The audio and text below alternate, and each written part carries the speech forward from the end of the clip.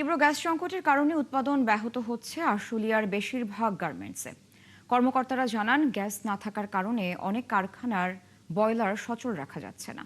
এতে সবচেয়ে ক্ষতি হচ্ছে উৎপাদনের শেষ ধাপ ফিনিশিং, আয়রন, ড্রাইং ও প্যাকেজিংয়ে, যে কারণে নির্ধারিত সময় বিদেশে পণ্য পাঠানো নিয়ে উদ্বেগ বাড়ছে মালিকদের। জাহিদুল ইসলাম অনিকের তথ্য ছবিতে প্রতিবেদন। আশুলিয়া, জামগড়া, কাঠগড়া, জিরাবো, নরসিংপুর, বেরুন, শিমুলতলা, পলাশবাড়ী, নিশ্চিন্তপুর, বাইপাইল ও জিরানি সহ বিভিন্ন শিল্প এলাকা ঘুরে দেখা যায় নাজুক অবস্থায় আছে গ্যাস নির্ভর কারখানাগুলোর উৎপাদন। কোথাও শ্রমিকরা কাজের অপেক্ষায় বসে আছেন, আবার কোথাও সীমিত পরিসরে বিকল্প ব্যবস্থায় উৎপাদন চালানো হচ্ছে। আয়রনের কাজ করি, এখানে গ্যাসের সংকটের কারণে আমরা কয়েকদিন যাবত কাজ করতে পারতেছি না। আমাদের ফ্যামিলি নিয়ে আমরা কি খেয়ে থাকবো? 4-5 দিন দিয়ে গ্যাস নেই, বুঝছেন। গ্যাসের কারণে আমরা সকালে আসি, 8টার পরে আসে 8:30 দিক চলে যাই। মালিক পক্ষ কিভাবে টাকা দিব আমাদের? টাকা তো কাজ না করতে পারলে টাকা পাবো না। আমরা সারাদিন বসে থেকে সন্ধ্যার পরে চলে যাই। কারখানা মালিক ও পরিচালকরা বলছেন, এই অবস্থায় সবচেয়ে বড় চ্যালেঞ্জ হয়ে দাঁড়িয়েছে নির্ধারিত সময়ের মধ্যে রপ্তানি পণ্য পাঠানো। সময় মতো সরবরাহ ব্যাহত হলে আন্তর্জাতিক বাজারে বাংলাদেশের সুনাম ও ক্রেতাদের অবস্থার সংকট হওয়ার শঙ্কা রয়েছে।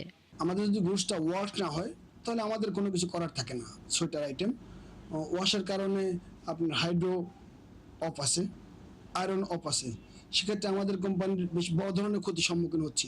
আমরা কাজ করতে পারতেছি না, কাজ করে আমরা বেতন দিতে পারি না। এই মুহূর্তে যদি শিপমেন্ট না করতে পারি, আগামী 7-8 তারিখে আবার স্যালারি আসতেছে, কিভাবে শিপমেন্ট করব, কিভাবে শ্রমিকদের বেতন দেব? এ নিয়ে তিতাস গ্যাসের আশুলিয়া জোনাল বিপণন কর্মকর্তা জানান, সংকটের কারণ চিহ্নিত করে পরিস্থিতি স্বাভাবিক করতে কাজ চলছে। আগামী 15 দিনের মধ্যে পরিস্থিতি কিছুটা উন্নতি হবে। আশুলিয়া, মানিকগঞ্জ এগুলো হলো সোর্স থেকে দূরে, তো সবচেয়ে সাফারার বেশি এই এলাকায়।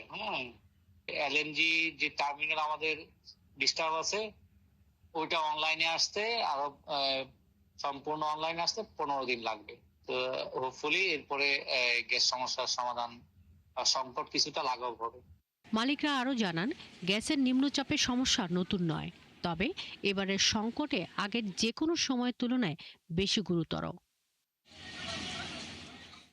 শাকিলা শম্পা, ৭১।